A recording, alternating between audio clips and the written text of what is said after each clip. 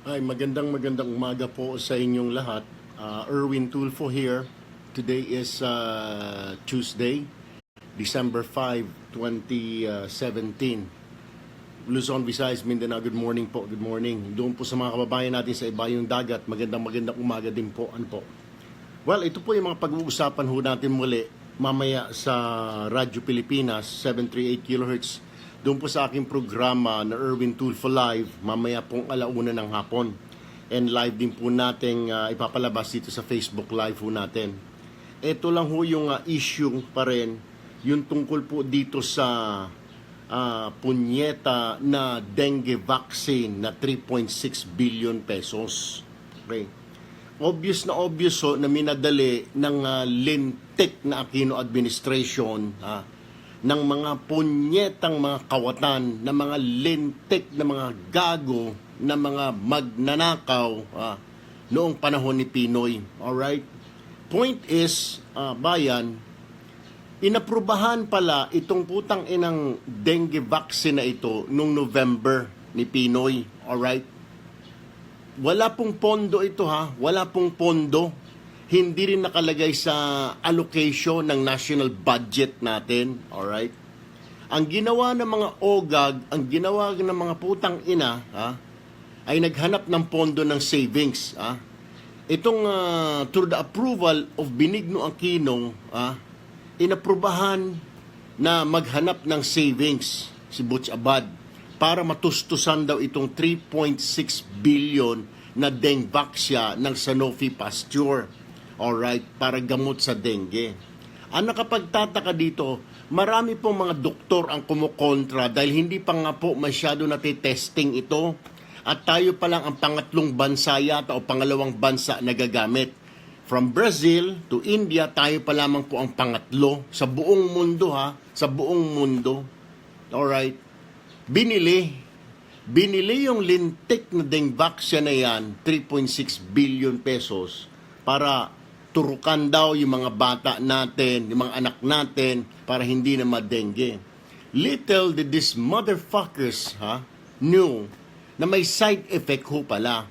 Kapag yung bata hindi pa tinamaan ng dengue at binigyan mo nitong injeksyon na ito at magkakadengue, mas terrible ang tatamang sakit sa kanya.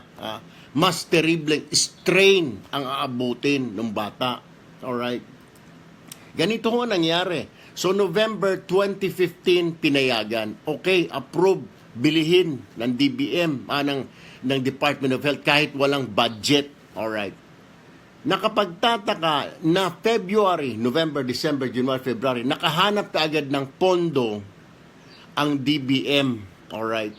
Nakakalap ka agad si Butch Abad ng pondo na 3.6 billion para pambili nitong Dengvaxia na itong lintik na ito. Alright.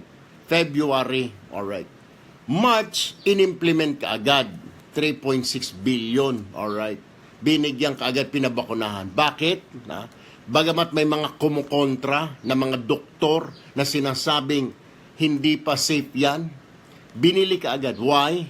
Because doon sa kickback, may 20% na kickback ayon sa aking informante sa Department of Health. May kickback.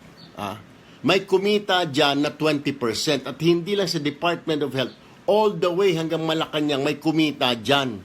At yung kita na ito, pinangtustos doon sa punyetang halalan nila noong 2016, yung Marlene campaign, at saka yung 12 senador na tumakbo noong 2016. Pinangtustos dahil ang balita na kulang na, medyo kulang yung budget nila, so kumuha rito. At the expense of this goddamn children natin na 700,000 binakunan, 70,000 ang nanganganib ngayon, 70,000 ang nanganganib na magkakaroon ng side effect. Okay? At the expense of the 70,000 children, mga grade 4 students 9 years old pataas ang binigyan at tinurukan nitong injection ng Dengvaxia ng DOH. Kita mo ang katarantaduhan nila? Para lang makakalap ng pondo, ng putang inang pondo nila para sa eleksyon, at the expense of these little children na walang kamuwang-muwang, ininjeksyonan. Kasi nga naman, kailangan bilihin kaagad, bayaran ang Sanofi Pasture para may komisyon ang mga demonyo na 20%. Pag i-multiply mo po yan, 720 million. Yan pong usapan dyan po sa loob. Alright? Itanggi man ito ng Sanofi, itanggi man ito ng Aquino administration, pero hindi po tanga Pinoy ang mga tao. Alright? At ng mga kontraktor, alam nila dyan sa DOH kung magkano ang kalakaran. Okay? So, ganun ho ang nangyari. February, binili ka agad dyan, walang budget, kinutkot sa savings nila na 3.6 billion. Para ma-justify, may pangtustos sila sa kalintik na kanilang campaign fund, binili itong Dengvaxia na worth 3.6 billion na overpriced ang mga hinayupak. Bakit overpriced? Ang balita po sa India, ayon po sa Volunteers Against Crime and Corruption o VACC, ang bili lang ng India ay parang 10 piso lamang po ang isang vial. Entonces, yung 1 milyon na vial, is only 10 million pesos. 10 million pesos. Sa atin, yung 1 milyon, Diyos ko, bumili po tayo ng 3 milyon na vial, 3 beses tatarakan Umabot po ng 3.6 billion. Ibig sabihin, ang 1 milyon na vial ay 1 billion kaagad. Whereas yung sa India, 10 milyong piso, kumpara sa atin, 1 billion. Kita ho ninyo yung disparity. Anak ng puta. Hindi ka mapapamura niyan.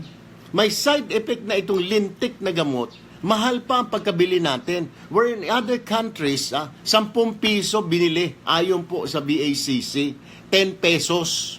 Sa atin, lumalabas parang 1,000 ang isang vial, yung isang bote. 1,000. Kita ho ninyo yung laki. Kasi may mga pumatong na mga demonyo. May mga gahaman, may mga putang inang gustong kumita. Pinagkakitaan pa itong mga bata ngayon. Ito ho yung sinasabi ko, ito ho yung nakakabwisit Pinagkakitaan.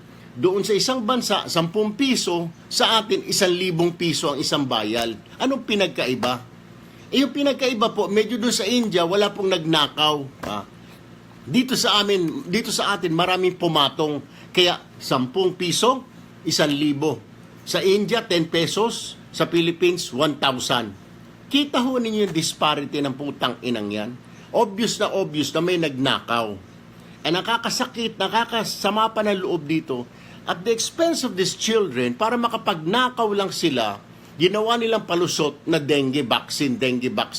Yung pala, yung kickback, gagamitin lang, itutustos lang sa Marlene Campaign Fund. Yan po ang sabi ng ilang mga sources natin.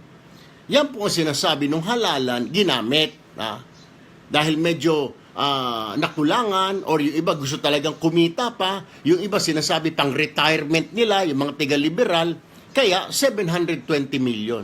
Kita ho ninyo bayan, yan putang ina mga hayop na yan.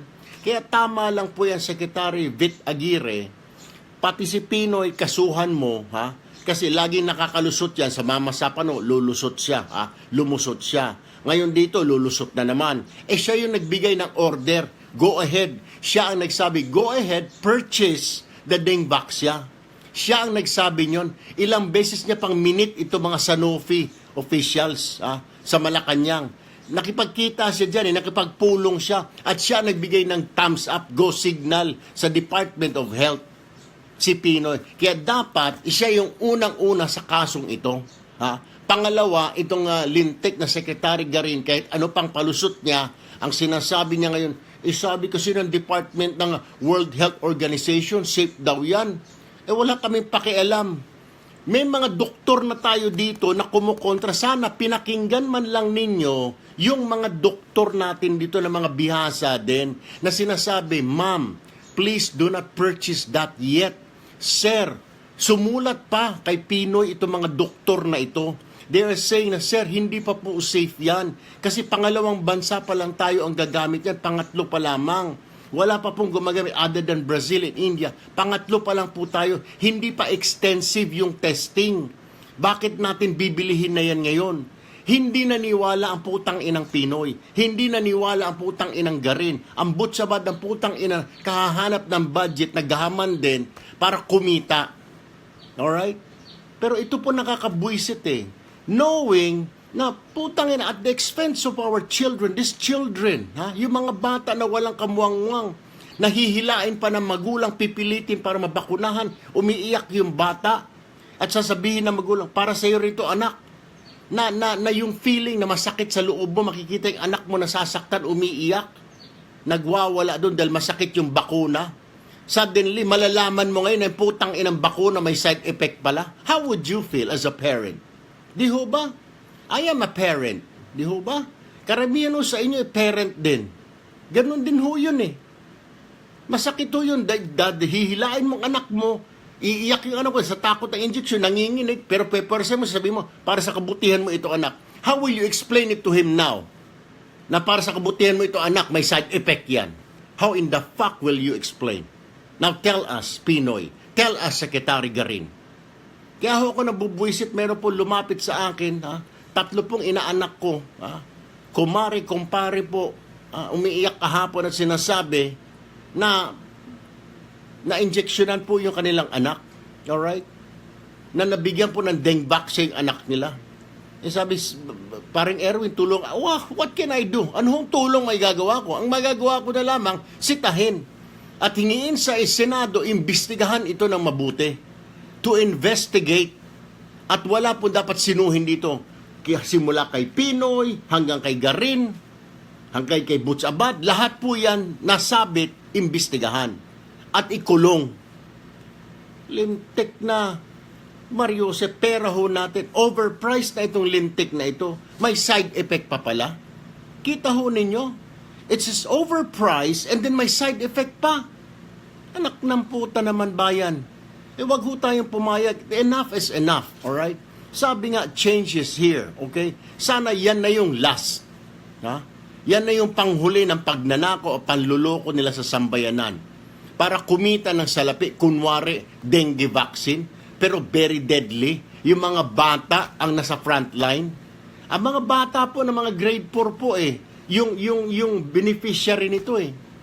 Yung mga anak ho natin ang sinalang natin doon at the expense of these children.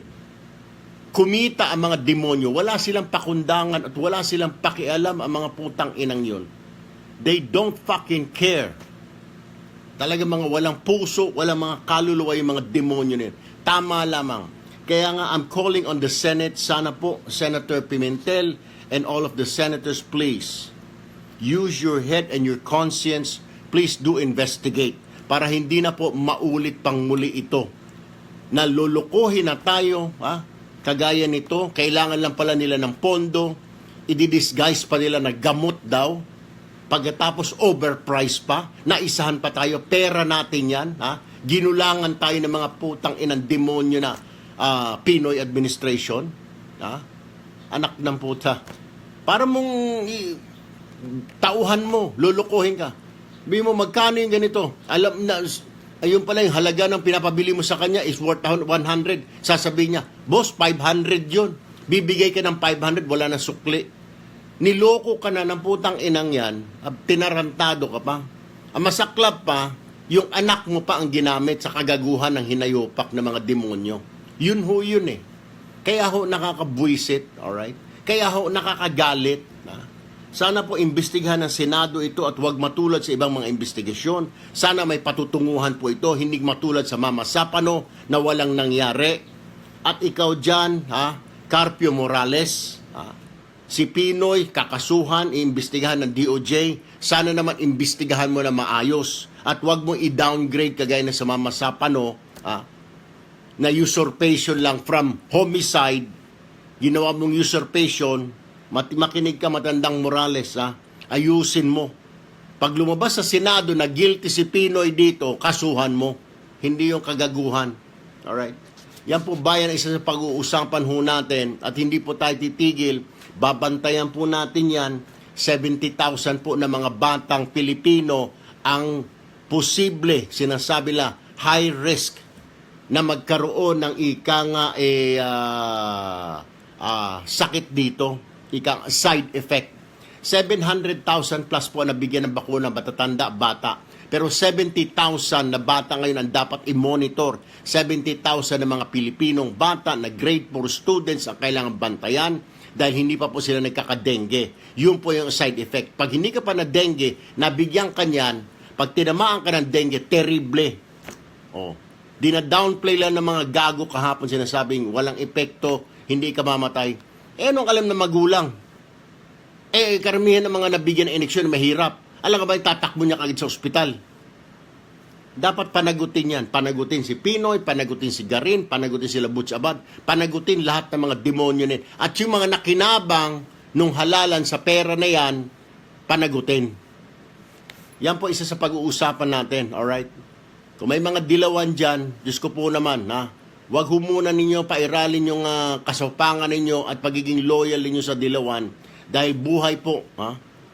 Paano na lang kung yung anak ninyong isa sa mga biktima niyan? Sige nga, now you tell me, how will you justify? Okay? Yung idolo mo si Pinoy, binili yung bakuna, pinabakunahan yung anak mo ngayon, at nabakunahan yung anak mo ngayon, anong gagawin mo? At pag kinagat ng dengue yan, tinamaan ng dengue, at nangingisay dyan, anong gagawin mo? Susuportahan mo pa rin yung Pinoy. Sasabihin mo pa rin, dilaw ka pa rin. Gamitin ho ninyo yung utak nyo, kumukontra pa kayo leche. Imbis na tumulong kayo, hikayatin ng Senado, imbestigahan yan, kasuhan yung mga lintik na kumita dyan, nagnakaw. Yan po isa sa pag-uusapan ho natin, bayan. Isa pang pag-uusapan natin, itong Gabriela. Hindi ko naman maintindihan dito sa grupo ng Gabriela. Mga ma'am, kayo po, alam ko ho, ay grupo po kayo na tumitingin sa kapakanan ng mga kababaihan at mga kabataan. Alright? Pero wag naman ho yung sobra na obvious kayo na nagpapahalata na kayo ng balat ninyo, ng tunay na kulay ninyo, na masyado na kayo makakomunista. Ito po ang nangyari, bayan. Sa kanilang statement noong 2 ng Disyembre, sabi ng Gabriela, we condemn in the strongest possible term. Kinukundina raw po nila yung pagkapatay ng mga sundalo ng 15 NPA sa Nasugbu, Batangas. Alam mo pa kung ano, sinasabi, we hold President Duterte accountable. Ibig sabihin, sinisisi nila si Pangulong Duterte at dapat daw, panagutan ni Pangulong Duterte ang pagkamatay ng 15 NPA sa kamay ng mga sundalo. Por Diyos, por Santo Gabriela. Kalaban po ng gobyerno ang NPA. May giyera po. Natural ang sundalo. Alam nga ba na mapatayin, hindi lalaban ang sundalo. Nakita ng sundalo kalaban, combatant. Natural, papaputukan ng sundalo. Kaysa sila ang paputukan. Natural, namatay yung 15 na yon. Inamin na rin po ng NPA na mga tauhan nila yung 15 na yon. Sumaludo na po si Joma Sison. Sabi ganun, I salute your bravery dun sa 5 NPA na yon. Bakit kayo nangingialam? Masasabihin nyo, dapat imbestigahan ng CHR, Commission on Human Rights, yung pagkamatay ng 15 NPA rebels. Bakit? At sasabihin nyo, dapat panagutin si Duterte, ang Pangulo? Why in the fuck will you do that? Bakit mo papanagutin ang Pangulo kahit hindi si Duterte ang Pangulo? Bakit mo papanagutin ang Pangulo? Kasi Commander-in-Chief. Tingnan mo naman sino ang pinatay ng mga tauhan niya na sundalo. Hindi ba kalaban ng Estado? Hindi ba ang NPA is kalaban, enemy of the state? Common sense naman ho, mga taga-Gabriela. Use your fucking common sense, mga ma'am. Hindi po yung salita kayo ng salita para makakuha kayo ng simpatya. Wala ho kayo makukuha ng simpatya rito. Okay? Kaya dilawan sila. Otherwise, kung tanga na yung taga-dilawan na yon, yung civic rights na yun na tanga, nasisimpatya sa inyo. Paano kayo sisimpatyahan? Ang nakalaban ng sundalo ay kalaban ng gobyerno, NPA, New People's Army. Alright? Bakit mo pa iimbestigahan sa CHR kanilang pagkamatay? Enkwentro Alright? Sabihin pa natin, binaril sa ulo ng mga sundalo o ano man yan dyan, sinaksak ng sundalo. Giyera yun Combatant. Kaya hindi mo pwedeng paimbestigahan ang Pangulo at papakasuhan ninyo, sasabihin nyo, we hold you accountable. Kung hindi ba naman kayo mahihina ang ulo ninyo? Okay, in short, mga bobo. Paano mo iimbestigahan? Giyera ho yun. There is war. Alright? Ngayon sasabihin ninyo, imbestigahan ng CHR ang pagkamatay ng 15 NPA? Anong iimbestigahan mo doon? Giyera ho yun There is war. What the fuck? Anong klase? Anong klase ho kayong rights group? And you call yourselves rights group? Women's rights, children's rights? Sabihin na natin may babae doon na UP student, alright? Pero kalaban ho eh. Alam nila nung pinasok nila ng pagiging NPA nila na magiging kalaban nila ang Republika ng Pilipinas. Magiging kalaban nila ang Armed Forces of the Philippines. At alam din nila na sa ginawa nila, nangangalid na baka mapatay sila ng mga militar. Ayun na nga, napatay na nga sila ng militar sa Nasugbu, Batangas. Bakit nyo pa iimbestigahan, Gabriela, sa CHR? At sasabihin nyo, panagutin si Duterte. Natural, siya yung Commander-in-Chief, natural. Hindi ba nagdeklara siya ng all-out war laban sa NPA? Bakit nyo kakasuhan? Kahit hindi siguro si Duterte, kahit ibang Pangulo. Hindi mo pwedeng kasuhan ang Pangulo sa pagkapatay ng mga sundalo sa mga kalaban ng Estado. Ang NPA kalaban ng Estado. Masyado naman ho kayo nagpapahalata ng kulay ninyo na maka-NPA ho kayo, na maka-komunista kayo. Wag na ho, wag. Don't do that. Kasi if you keep on doing that, ipapakita ninyo yung tunay na kulay ninyo na maka-komunista kayo, mawawala na po ng saysay ang pagiging women's rights group nyo, children's rights group ninyo. Mawawalan po na respeto ang tao at madedemoralize na mga kababayan natin at hindi na kayo igagalang. Konting preno, Gabriela. Huwag masyadong kayong pahalata na makakomunista kayo. Giyera, bakbakan NPA versus AFP, kakampihan niyo yung NPA, sasabihin niyo, paimbestigahan si Duterte? What the fuck is wrong with you people? Diyos ko po, mag-isip-isip naman ho eh. Kaya ho nilagay ng Panginoon Diyos yung utak natin sa taas ng puso natin para dito mo muna. May makita ho tayo, ipoprocess dito ng utak natin. Tsaka po bababa sa damdamin. Hindi ho yung salita ng salita paimbestigahan nyo. Diyos ko po naman, use your fucking head. Alright? Yan po bayan ng mga pag-uusapan ho natin mamaya. Unahin po natin yung dengue vaccine. Overpriced na ang punyetang gamot na yan. Pinagkakitaan pa at the expense of these children na mga putang inang yan. Ha? Bayan. Yan po ang pag-uusapan natin at babantayan ko ho ito. Hindi ko ho palalagpasin ito. Dahil 70,000 na kabataan ang nanganganib ngayon na ika nga na magtatamaan ng side effect nito. At pagkatapos magpapapress ko na walang side effect. Bullshit. Kung itarak ko kaya, sana tinarak na lang ninyo Pinoy sa ulo ninyo sinaksak ninyo. O sinaksak mo sa bibig mo yung injection para naisara mo yung bunganga mo. Sana tinarak mo rin sa mata mo, Secretary Garin yung injection na yan parang maramdaman mo. Butya ba, total nakakalbo ka, sana sinaksak mo sa bumbunan mo para tinubuan ka ng buhok. Mga hinayupak kayo. Puro kwarta at pagkatapos papanggap kayo na tuwid na daan. Buisit kayo, mga punyeta kayo. Anyway, bayan, yan po pag-uusapan ho natin mamaya. I'll see you later, 1 o'clock. Good morning.